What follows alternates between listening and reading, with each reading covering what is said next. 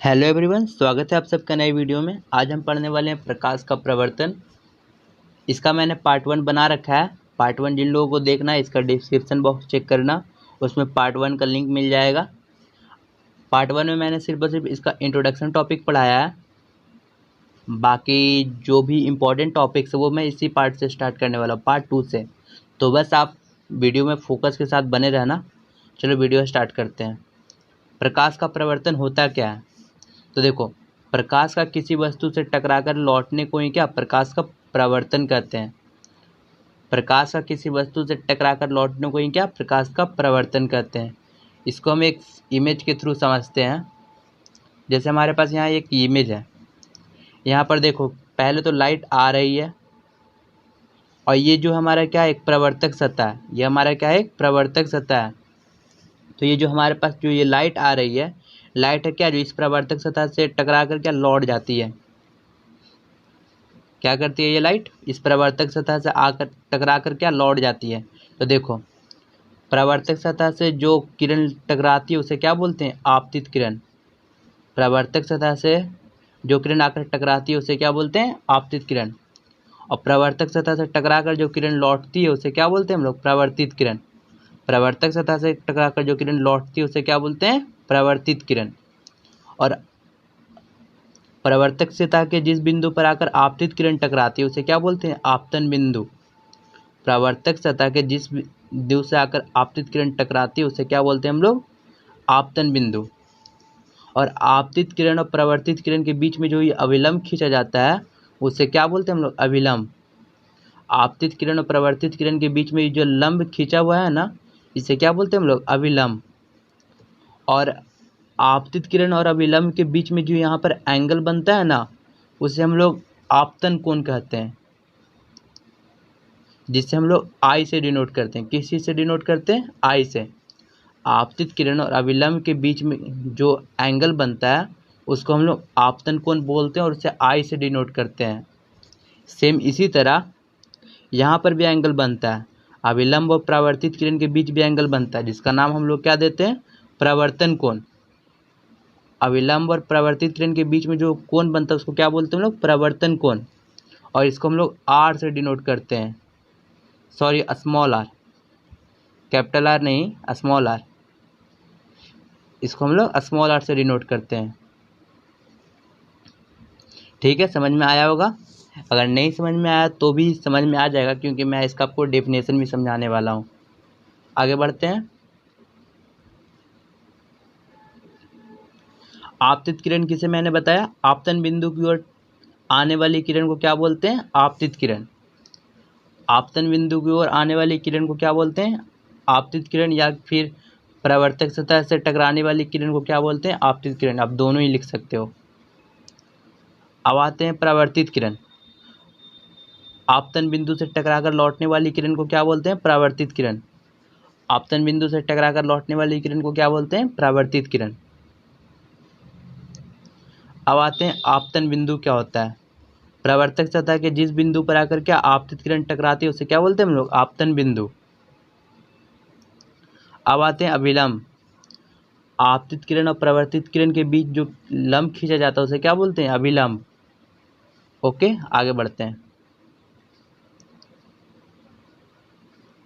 प्रवर्तक सतह क्या होता है, दर्पण के जिस सतह से आपतित किरण टकराती है उसे क्या बोलते हैं, प्रवर्तक सतह। दर्पण के जिस सतह से आपतित किरण टकराती है उसे क्या बोलते हैं हम लोग, प्रवर्तक सतह। अब आते हैं हम लोग आपतन कोण। तो मैंने अभी आपको बताया, आपतित किरण और अभिलंब के बीच जो कोण बनता है उसे क्या बोलते हैं, आपतन कोण। इसे हम लोग आई से डिनोट करते हैं। अब आते हैं परावर्तन कोण। परावर्तित किरण और अभिलंब के बीच जो कोण बनता है उसे क्या बोलते हैं, परावर्तन कोण। इसे हम लोग स्मॉल आर से डिनोट करते हैं। मैंने आपको एक और चीज़ बताना भूल गया, यहाँ पर वो जो पिक्चर था उसमें क्या आपतन कोण और प्रवर्तन कोण क्या बराबर होता है। हमेशा क्या आपतन कोण और प्रवर्तन कोण बराबर होता है, ये एक रूल होता है। मैं आपको आगे रूल बताऊंगा।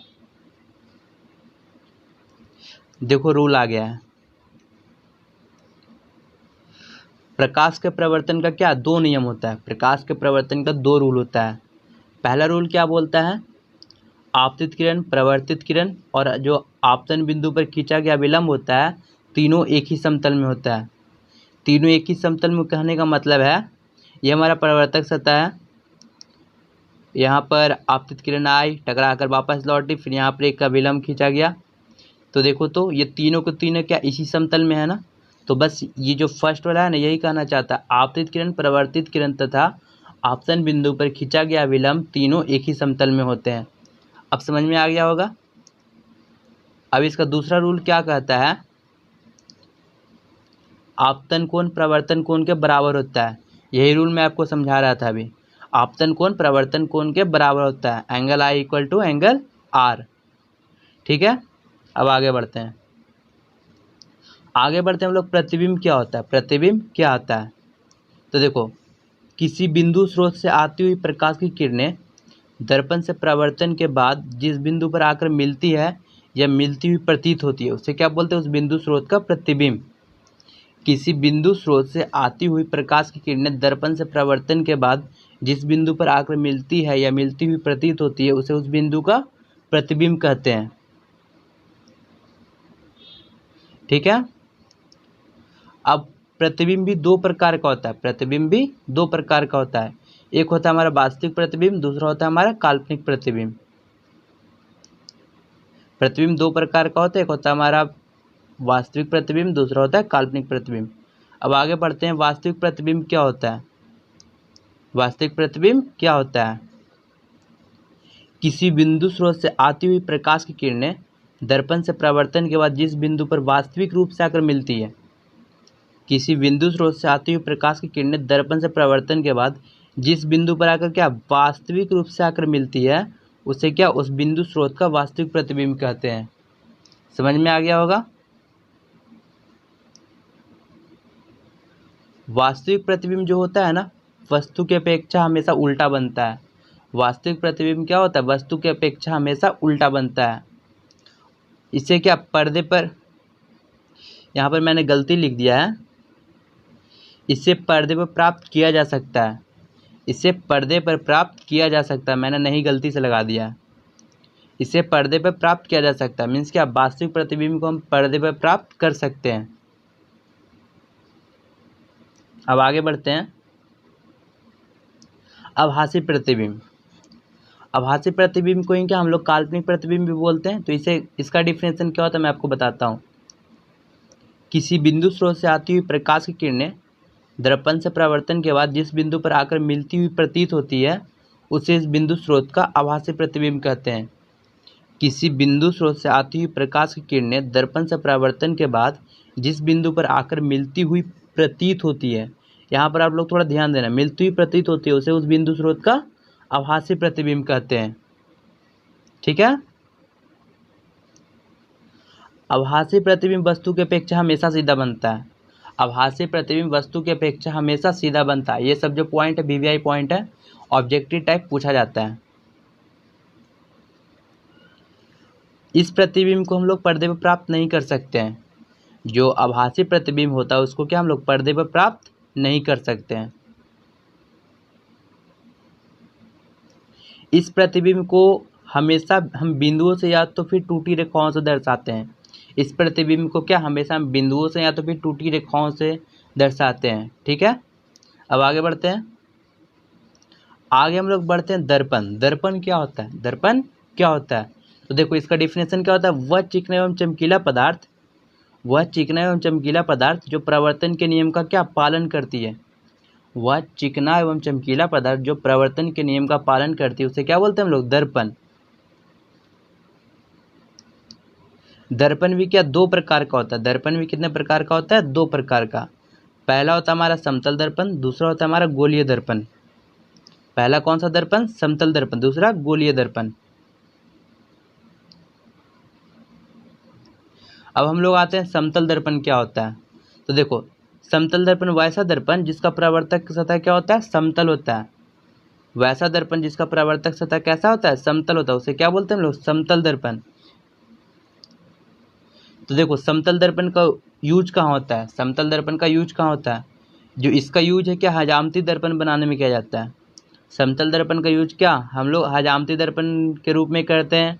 और जो हमारे घर में जो दर्पण होता है ना, हमारे घर में जो दर्पण होता है वो सब में भी कौन सा दर्पण होता है, समतल दर्पण। आपको समतल दर्पण समझ में आ गया होगा। आगे बढ़ते हैं। यहाँ पर समतल दर्पण की कुछ विशेषताएं हैं। तो विशेषता, पहली विशेषता क्या है, इस दर्पण में किसी भी वस्तु का जो आकार होता है ना, इस दर्पण में किसी वस्तु के प्रतिबिंब का आकार उस वस्तु के आकार के बराबर होता है। समतल दर्पण में किसी भी वस्तु के प्रतिबिंब का जो आकार होता है ना, वस्तु के आकार के बराबर होता है। इसका दूसरा विशेषता क्या है, इस दर्पण में काल्पनिक एवं सीधा प्रतिबिंब बनता है। समतल दर्पण में हमेशा कैसा प्रतिबिंब बनता है, काल्पनिक एवं सीधा। ये सब क्या इंपॉर्टेंट पॉइंट है, ये सब इंपॉर्टेंट पॉइंट है जो कि क्या ऑब्जेक्टिव टाइप पूछा जाता है। ये सब आप ध्यान रखना। समतल दर्पण में कैसा प्रतिबिंब बनता है, काल्पनिक एवं सीधा। इसकी थर्ड विशेषता क्या है, इस दर्पण में बने प्रतिबिंब को पर्दे पर प्राप्त नहीं किया जा सकता है। इस दर्पण में बने प्रतिबिंब को पर्दे पर प्राप्त नहीं किया जा सकता है। इसकी फोर्थ विशेषता क्या है, अगर कोई व्यक्ति इस दर्पण के सामने अगर v वेलोसिटी से आता है, अगर कोई व्यक्ति इस दर्पण के सामने v वेग मीन्स क्या होता है, वेलोसिटी। अगर कोई व्यक्ति इस दर्पण के सामने v वेलोसिटी से आता है तो क्या हमें वो 2v वेलोसिटी से आता हुआ दिखता है। अगर कोई व्यक्ति इस दर्पण के सामने v वेलोसिटी से आता है तो हमें कैसा दिखता है, वो 2v वेलोसिटी से आ रहा है, ऐसा प्रतीत होता है। ठीक है, अब आगे बढ़ते हैं। आगे बढ़ते हैं हम लोग गोलीय दर्पण। आगे बढ़ते हैं हम लोग किस पे, गोलीय दर्पण। गोलीय दर्पण क्या होता है, तो देखो, गोलीय दर्पण वैसा दर्पण जिसका प्रवर्तक सतह क्या किसी खोखले गोले का भाग होता है। गोलीय दर्पण वैसा दर्पण जिसका प्रवर्तक सतह क्या किसी खोखले गोले का भाग होता है, उसे क्या बोलते हैं, गोलीय दर्पण।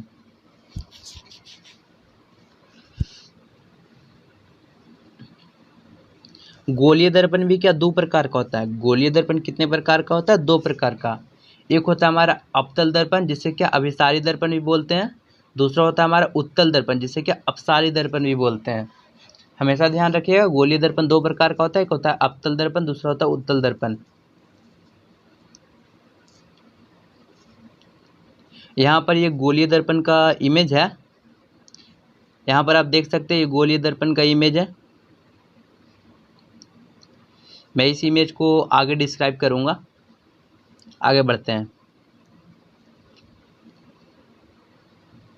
अवतल दर्पण किसे कहते हैं, वैसा गोलीय दर्पण जिसका प्रवर्तक सतह धंसा हो या बाहर से रंगा हुआ होता है, ऐसे दर्पण को क्या बोलते हैं हम लोग, अवतल दर्पण।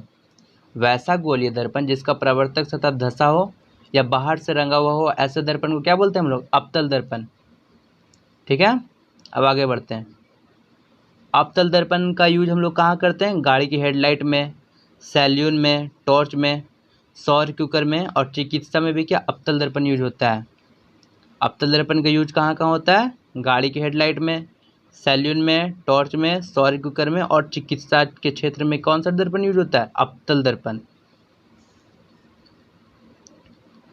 आप देख सकते हो अवतल दर्पण कैसा है, बाहर से ये पार्ट क्या हुआ, रंगा हुआ है, और अंदर से अवतल दर्पण कैसा है, धंसा हुआ है। अवतल दर्पण का डिफिनेशन मैंने लिखा है ना, वैसा दर्पण जो क्या अंदर से धंसा हुआ हो और क्या बाहर से रंगा हुआ हो। तो देखो, तो ये क्या हमारा अवतल दर्पण है। ओके, आगे बढ़ते हैं। आगे बढ़ते हैं उत्तल दर्पण। उत्तल दर्पण क्या होता है, वैसा गोलीय दर्पण जिसका प्रवर्तक सतह उठा हो और अंदर से रंगा हुआ हो। वैसा गोलीय दर्पण जिसका प्रवर्तक सतह उठा हो और अंदर से रंगा हुआ हो, ऐसा दर्पण को क्या बोलते हैं हम लोग, उत्तल दर्पण। उत्तल दर्पण का यूज हम लोग कहाँ कहाँ करते हैं, इसका यूज हम लोग गाड़ी के साइड मिरर में करते हैं या तो फिर रोड के लाइट में करते हैं। इसका यूज हम लोग कहाँ करते हैं, गाड़ी के साइड मिरर, यहाँ पर मिरर होगा, गाड़ी के साइड मिरर में और क्या रोड के लाइट में करते हैं। उत्तल दर्पण मैं आपको दिखा देता हूँ। उत्तल दर्पण का मैंने अभी डिफिनेशन आपको क्या बताया, जो कि क्या अंदर से रंगा हुआ हो और बाहर से उठा हुआ हो। देखो तो वैसा ही है ना, उत्तल दर्पण क्या जो अंदर से रंगा हुआ हो और बाहर से उठा हुआ हो, ऐसे दर्पण को क्या बोलते हैं हम लोग? उत्तल दर्पण। आगे बढ़ते हैं। ये पहले पिक्चर समझते हैं हम लोग। यहाँ पर ये क्या है हमारा? एक खोखला गोला है, सॉरी ये मेरा गोलीय दर्पण है, आप पूरा समझ लो। ये हमारा कौन सा दर्पण है? गोलीय दर्पण है। इधर में कौन सा दर्पण है? ये वाला दर्पण, ये कौन सा दर्पण है हमारा? अवतल दर्पण। और ये जो हमारा दर्पण है कौन सा दर्पण है? उत्तल दर्पण। क्योंकि अवतल दर्पण उत्तल दर्पण बना के ही ना मिलता है गोलीय दर्पण। तो देखो इस सिस्टम के अंदर भी क्या बहुत सारी चीज़ें होते हैं। वक्रता त्रिज्या होती है, ध्रुव होती है, वक्रता केंद्र होता है, प्रधान अक्ष होता है। तो ये सब का मैं आपको डिफिनेशन बताऊंगा तो आपको समझ में आ जाएगा ये सब क्या होता है। तो सबसे पहले हम समझते हैं ध्रुव। ध्रुव क्या होता है? तो देखो किसी गोलीय दर्पण के मध्य भाग को क्या बोलते हैं हम लोग? ध्रुव। किसी गोलीय दर्पण के मध्य भाग को क्या बोलते हैं? ध्रुव। इसको हम लोग पी से संकेत करते हैं। किसी गोलीय दर्पण के मध्य भाग को ध्रुव कहते हैं। इसका जो सिंबल होता है पी होता है। तो देखो यहाँ पर ये जो आपको ये जो भाग दिख रहा है ना, ये भाग, इसी को हम लोग ध्रुव कहते हैं। और इसे हम लोग किस चीज़ से डिनोट करते हैं? पी से। ठीक है, आगे बढ़ते हैं। वक्रता केंद्र। वक्रता केंद्र, गोलीय दर्पण जिस खोखले गोले का भाग होता है उसके केंद्र को वक्रता केंद्र कहते हैं। इसका संकेत सी होता है। ये जो आपको केंद्र दिख रहा है ना, यही वक्रता केंद्र है। ये जो केंद्र आपको दिख रहा है यही क्या है? वक्रता केंद्र है। आते हैं वक्रता त्रिज्या। वक्रता त्रिज्या, किसी गोलीय दर्पण की वक्रता केंद्र और ध्रुव के जो बीच की दूरी होती है उसे वक्रता त्रिज्या कहते हैं। किसी गोलीय दर्पण के ध्रुव तथा वक्रता केंद्र के बीच की दूरी को क्या बोलते हैं हम लोग? वक्रता त्रिज्या। वक्रता त्रिज्या को हम लोग कैपिटल आर से डिनोट करते हैं। वक्रता त्रिज्या को किससे डिनोट करते हैं? कैपिटल आर से। और वक्रता केंद्र को सी से डिनोट करते हैं। तो देखो यहाँ पर वक्रता त्रिज्या क्या होगा? ये वक्रता केंद्र और ये जो ध्रुव है इसके बीच का डिस्टेंस क्या होता है? वक्रता त्रिज्या। आगे बढ़ते हैं। आगे बढ़ते हैं हम लोग। क्या मुख्य अक्ष क्या होता है? मुख्य अक्ष क्या होता है? तो देखो किसी गोलीय दर्पण के ध्रुव तथा वक्रता केंद्र को मिलाने वाली सरल रेखा को क्या बोलते हैं हम लोग? प्रधान अक्ष या मुख्य अक्ष। किसी गोलीय दर्पण के ध्रुव तथा वक्रता केंद्र को मिलाने वाली सरल रेखा को क्या बोलते हैं हम लोग? प्रधान अक्ष या मुख्य अक्ष। तो मैं आपको दिखा देता हूँ। ये वक्रता केंद्र, ये ध्रुव, ये जो दोनों को मिलाने वाली ये जो रेखा है इसे क्या हम लोग बोलते हैं? प्रधान अक्ष। ठीक है, प्रधान अक्ष आपको समझ में आ गया। अब आते हैं हम लोग फोकस। फोकस क्या होता है? तो देखो मुख्य अक्ष के समांतर आती प्रकाश की किरणें दर्पण से परावर्तन के बाद मुख्य अक्ष के जिस बिंदु पर आकर मिलती है या मिलती हुई प्रतीत होती है उसे क्या फोकस कहते हैं। मुख्य अक्ष के समांतर आती प्रकाश की किरणें दर्पण से परावर्तन के बाद मुख्य अक्ष के जिस बिंदु पर आकर मिलती है या मिलती हुई प्रतीत होती है उसे क्या बोलते हैं हम लोग? फोकस। मैं आपको यहाँ पर पिक्चर बनाकर समझा देता हूँ। जैसे हमारे पास ये कोई दर्पण है, अवतल दर्पण है, ये हमारे मुख्य अक्ष है। क्या बोल रहा है? फोकस क्या बोलता है? मुख्य अक्ष के समांतर आती प्रकाश की किरणें दर्पण से परावर्तन के बाद मुख्य अक्ष के जिस बिंदु पर आकर मिलती है मिलती हुई प्रतीत होती है उसे क्या बोलते हैं हम लोग? फोकस।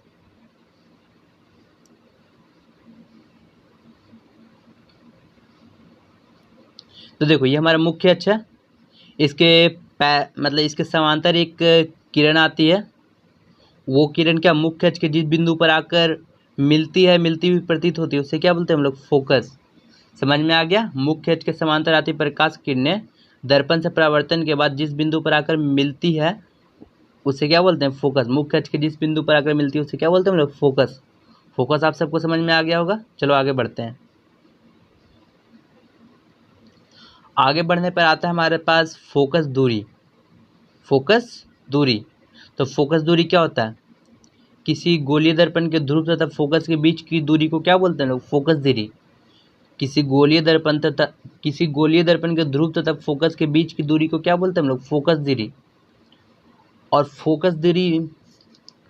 फोकस दूरी और वक्रता त्रिज्या में ना एक संबंध होता है। जो फोकस दूरी और वक्रता त्रिज्या में संबंध होता है मैं आपको बताता हूँ। पहले ये लाइन पढ़ते हैं। यह जो है वक्रता त्रिज्या का आधा होता है। फोकस दूरी जो होता है क्या, वक्रता त्रिज्या का आधा होता है। फोकस दूरी का जो संकेत होता है क्या, स्मॉल एफ होता है। फोकस दूरी का सिंबल कैसा होता है, स्मॉल एफ। फोकस दूरी का एसआई मात्रक मीटर होता है। फोकस दूरी का एसआई मात्रक क्या होता है, मीटर।